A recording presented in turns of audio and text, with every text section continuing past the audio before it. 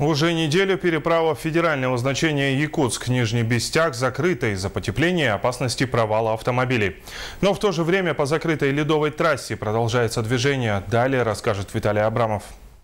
Несмотря на предупреждения, водители, пренебрегая собственной безопасностью, совершают несанкционированные выезды на лед, игнорируя установленные дорожные знаки и информационные щиты, что категорически запрещено и опасно для жизни. На неделе уже произошли провалы в воду. В Нюрбе трактор съехал в наледь, а в Хангаласском Лусе X-Trail пока обошлось без жертв.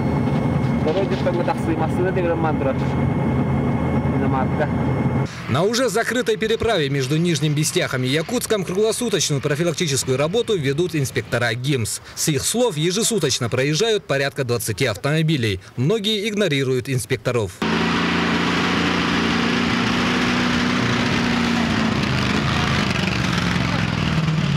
Инспекторы ГИМС раздают памятки водителям, но остановить их от риска выезда на лед не могут, нет полномочий.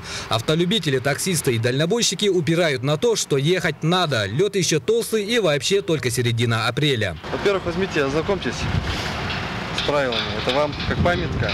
Вы куда собираетесь, говорите? В Амгу? Действительно, многих обманывает толщина льда и ранние сроки. Но сейчас из-за теплой погоды структура льда изменяется быстрее. Вода впитывается в лед, нарушая его структуру. Одновременно лед тает и снизу.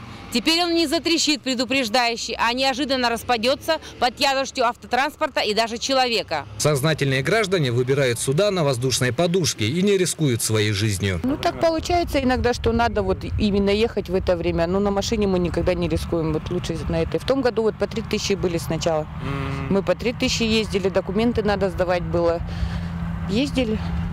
По дешевке не ездили на машинах. Всего по данному маршруту курсируют 15 пассажирских и 4 грузовых судов данного типа. Ходят машины. 70% едут они на машинах. Да, это где-то у нас пассажиров поток начнется где-то в первых числах мая, вот так вот. Когда действительно кто-то провалится, не дай бог, конечно, никому я этого не желаю, но каждый год это случается.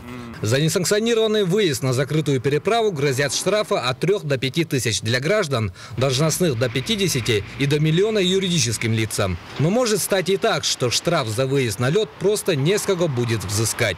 Виталий Абрамов, Дмитрий Сергучев, НВК Саха, Якутск.